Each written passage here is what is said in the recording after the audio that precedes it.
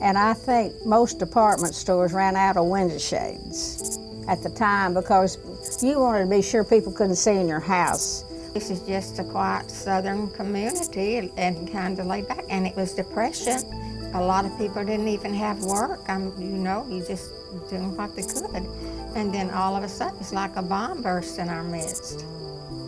I had never seen my father afraid before, and I don't know that it was so much fear as caution. My father nailed down our windows in the house. The town was locked down. People kept the doors locked, the lights out. And the neighbor lady across the street, her husband worked evenings too. And I remember she put a kind of little light rope and actually tied it on the poster bed, strung it along to the front door and tied it to the doorknob. So if someone tried to get in that door, they'd pull the bedpost. That was the beginning of the change of our lives.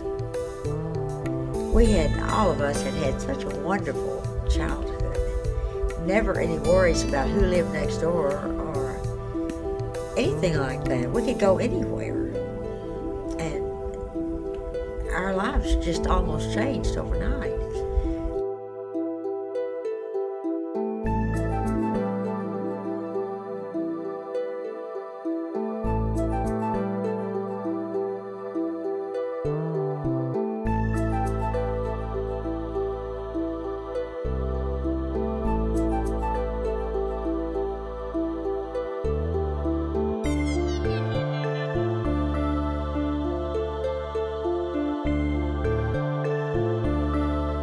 After the war, Texarkana's location made it somewhat of a crossroads for soldiers passing through on their way home and for those coming to the area seeking employment at Red River or Lone Star. Texarkana was a big railroad town with 4 railroad companies and one of the largest mail distribution terminals in the country operating out of Union Station. The downtown area was thriving as 5 highways carved their way through the heart of the city. Hotels like the Grimm and Savoy did great business. Regional and national bus lines offered 89 scheduled buses in and out of town daily. Texarkana even had a brand new airport served by 3 airlines. Even though downtown was the center of activity with Union Station, the hotels, shopping, and a movie theater, a different type of activity was happening on the outskirts of town. Little motels called tourist courts were springing up along the highways and providing convenient stopping points for the weary traveler. Look around and you'll see many of those tourist courts are still standing. Often near the tourist courts, you would find bars and restaurants. Both the Arkansas and Texas sides of town were wet back then, and it was easy to find a place to get something to eat and have a few drinks. Often, fights would break out, sometimes murder. It was in sharp contrast to the typical small town Texarkana, which occupied the same geography. Texarkana was entering the post-war boom. Houses were being built, people were working, kids were going to school, and on Sunday, people went to church. The 4 States Fair and Rodeo was already a grand tradition, as was the annual clash between Texas High and Arkansas High. It was about midnight, February 22nd, 1946. Jimmy Hollis and Mary Jean Larry had been on a double date with Jimmy's brother and his date.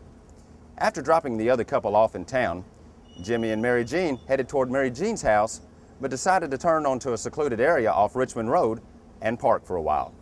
They'd only been there for about 15 minutes when they were confronted. Jim Presley is an author and historian and has studied the case of the Phantom Killer for years. His 1971 retrospective that was published by the Texarkana Gazette on the 25th anniversary of the attacks is considered by many to be the definitive account of the string of unsolved murders known as the Phantom Killer attacks of 1946. Mr. Presley has a long history with the case. He became a newspaper reporter soon after the attacks, and as he says, the memories were fresh in every reporter's mind. And there was also a family tie. His uncle, Bill Presley, was Bowie County Sheriff at the time and investigated the case. Well, apparently they had been to a movie and were parked, and what happened, no one knows. And this man came up. He had I think it was a flashlight and a gun. Give me them damn britches. He had No! the man take off his trousers, and then he proceeded to beat him, and then he, I think he beat her and then told her to run, and then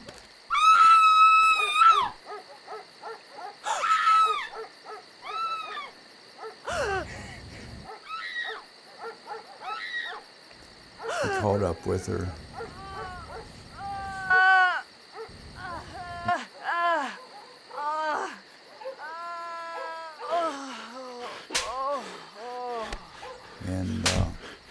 And then she finally made it to a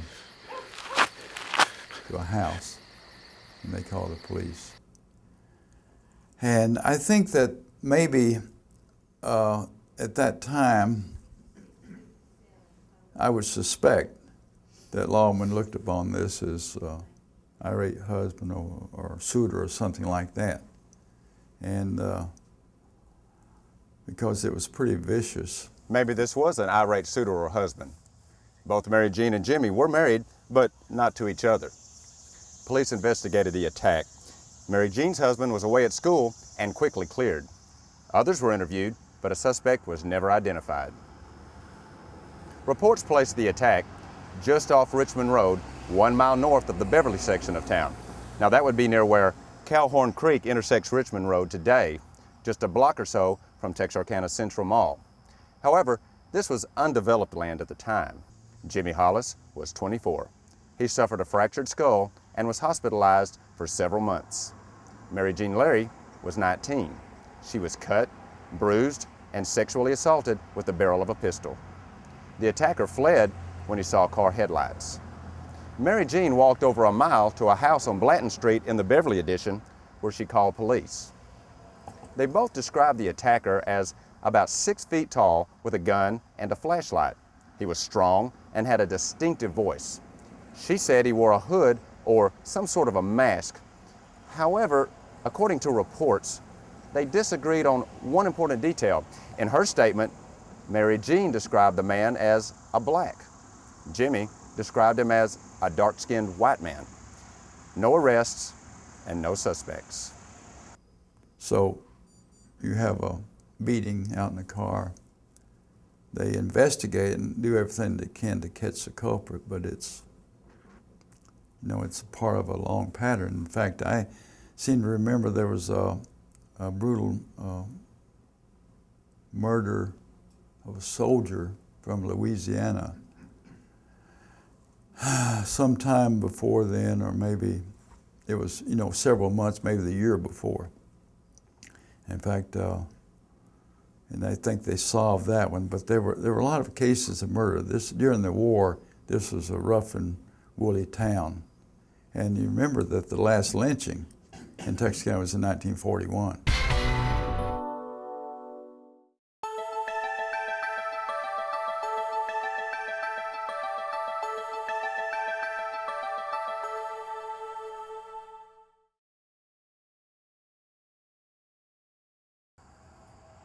If you knock down the vines and clear away the brush, you would find, still standing, the sign that marked the Stockman Tourist Hotel.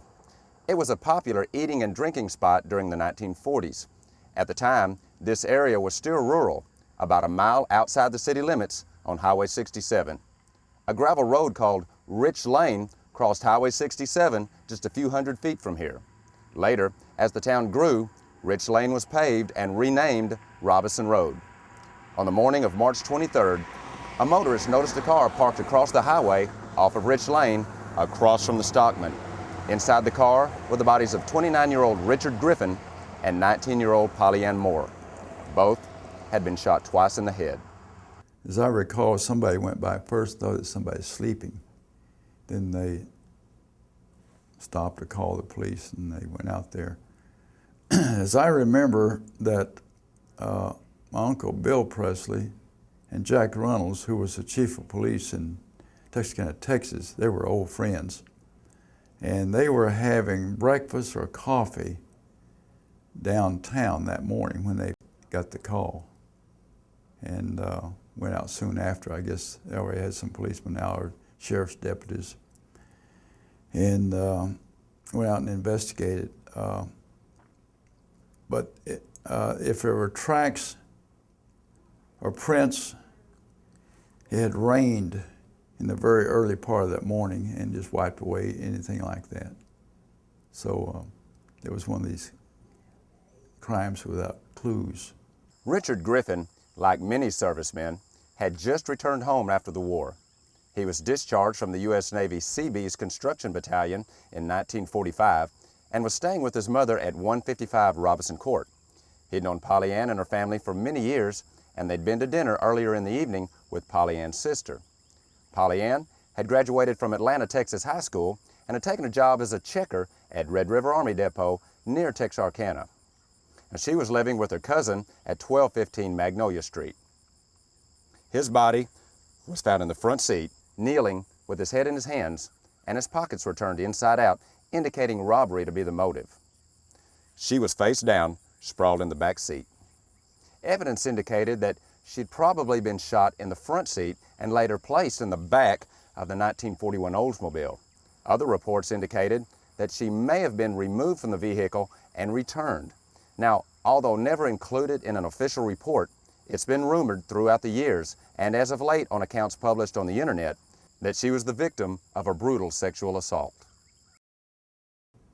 You know, I've seen that on the internet, and I don't think she was.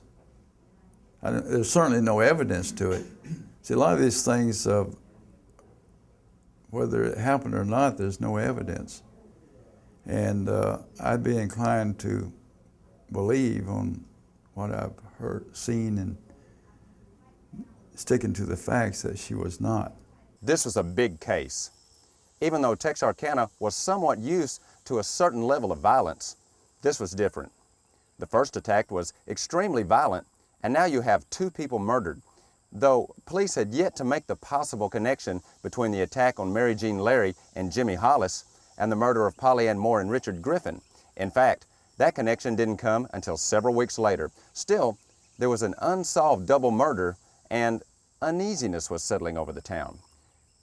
It was going to get a lot worse. Jerry Atkins was only 14 years old when he inherited a dance band that had a weekly gig at a place called the Plantation Room on North State Line. The band's original leader had taken the young man under his wing and showed him the ropes before leaving town and leaving him in charge. Unfortunately, the gig ended unexpectedly a few months later when the Plantation Room burned down and the band subsequently broke up. Jerry decided to reorganize. I reorganized a band that was composed mostly of high school students and people who were in the band with me. I was drum major in 1946. I wasn't too interested in marching, but I was interested in having a band continue, and so I recruited some friends and the best people I knew. Lacey Lawrence is a well-known person in this community. He's deceased now. He had taken charge of the VFW club downtown. The building is still there.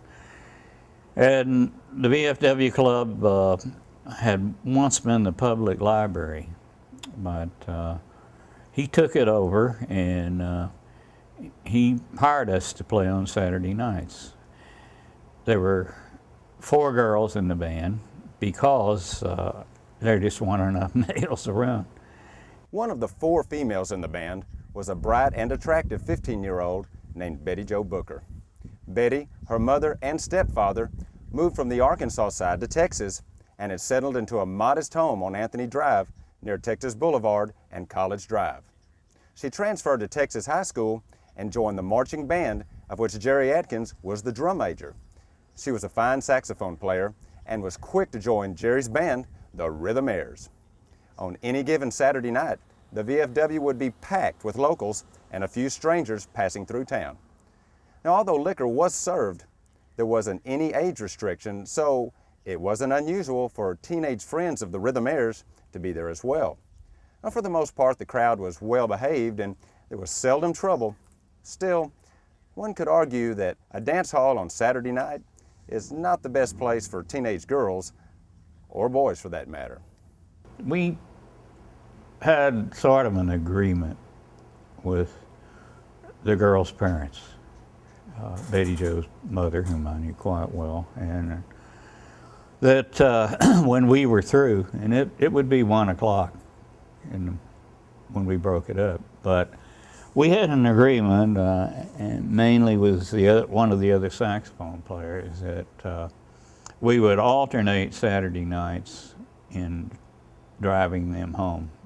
It was not Jerry's turn to drive the girls home this night. 3 of the girls were taken home, but the 4th, Betty Jo, had other plans. About 100 miles to the south in Kilgore, Texas, a friend of Betty Jo's had returned from a military academy in Mississippi and had enrolled at Kilgore High School. His family maintained 2 homes, one in Kilgore and one in Texarkana, on the Arkansas side, where he'd gone to school with Betty Jo before she moved to Texas.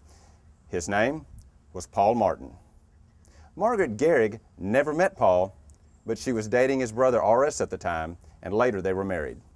He had borrowed his brother Hugh's car to go to Texarkana and see his girlfriend, Betty Jo Booker, and he wanted to take a friend of his from Kilgore High School with him, but the friend's mother wouldn't let him go, and so he was not accompanying Paul at the time. And then Paul met Betty Jo after she played in the dance band.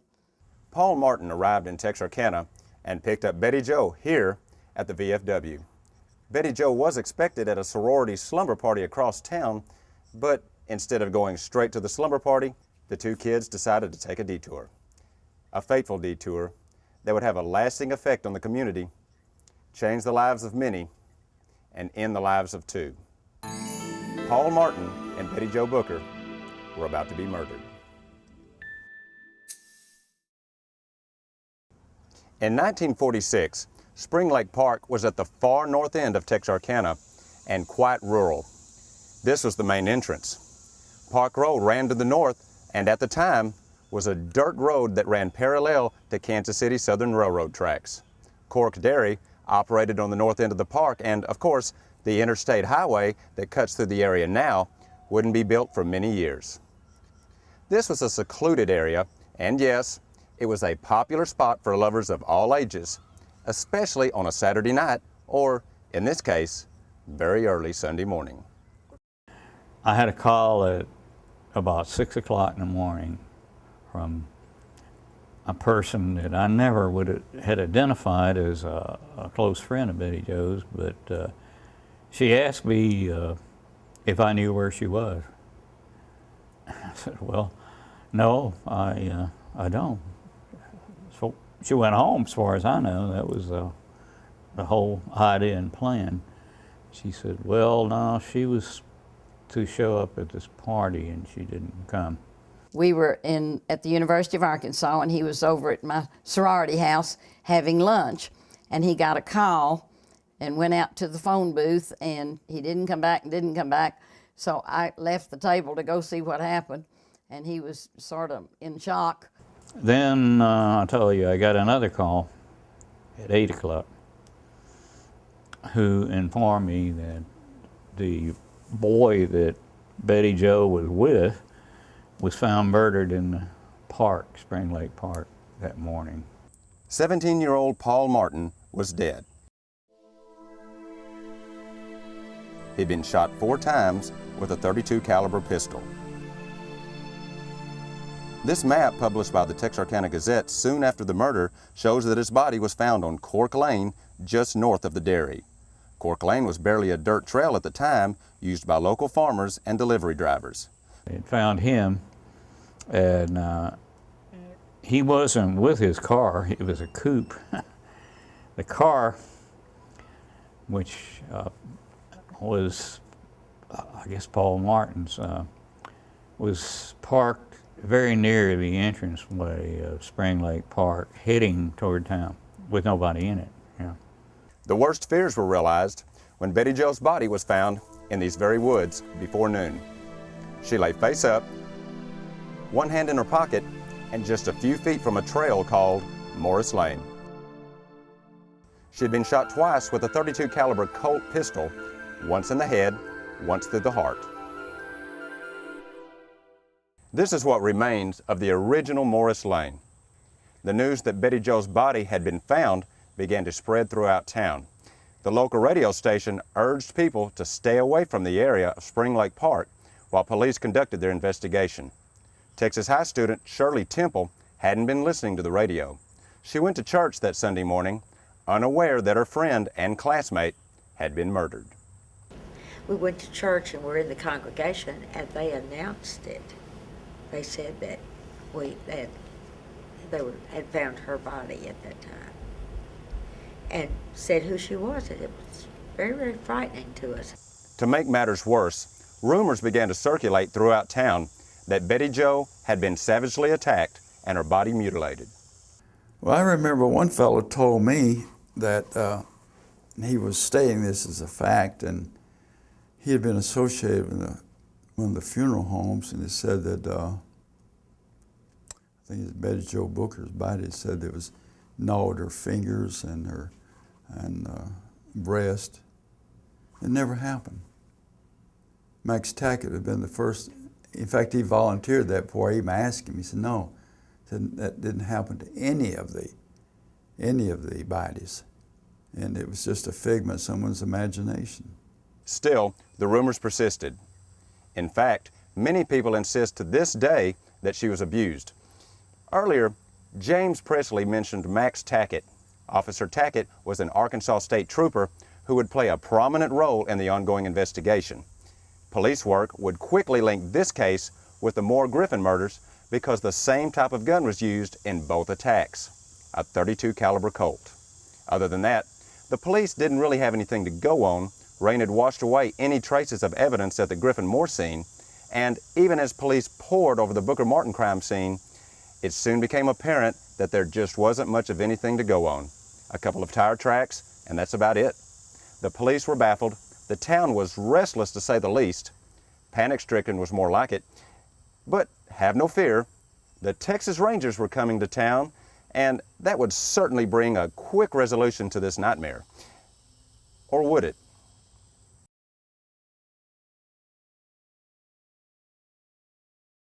Enter the Texas Rangers under the direction of famed lawman Captain Manuel Lone Wolf Gonzalez. The Rangers set up shop in the Grimm Hotel in downtown Texarkana and quickly took control of the investigation. Now, Captain Gonzalez held briefings for the media, which had assembled from near and far, and he made it clear that his office was in charge and, in essence, became the ringmaster of the media circus. Now, this didn't always sit well with local investigators. My uncle was pretty circumspect as far as criticizing someone else, but I think the focus of most of the disgruntlement you found was with Lone Wolf Gonzalez. And he did, someone said, never get between him and the camera, and that probably there's some truth in that. Virgil and Katie Starks lived near this spot along Highway 67, about 12 miles north of Texarkana. On Friday night at about 9 p.m., 38-year-old Virgil turned on the radio and sat down in his easy chair. 2 shots from a .22 caliber rifle, and Virgil was dead. His 35-year-old wife, Katie, came running from the bedroom when she heard the shots. She found her husband on the floor in a pool of blood. She ran to the phone, but before she could dial 0, another shot was fired, then another. Katie'd been hit twice in the face, shattering her jaw and knocking out her teeth. A bullet was lodged in her mouth under her tongue. Now, she knew she was in big trouble. She could hear the intruder at the back door, so she made her way to the front. She got out of the house and headed towards the neighbor's home, where she called police. Police, and lots of them, including Lone Wolf Gonzalez, gathered at the crime scene. They set up roadblocks, and the bloodhounds were brought in, but the suspect was long gone. However, this time there were a few clues left behind. The killer had entered the house looking for Katie and had created bloody footprints as he walked by the body of Virgil. There was also a mysterious red flashlight found at the scene. A color photo was taken and published in the Texarkana Gazette. Now, this was the first color spot news photo published in the United States. As word of the latest attack spread, the town became even more excited and scared, almost to the point of hysteria.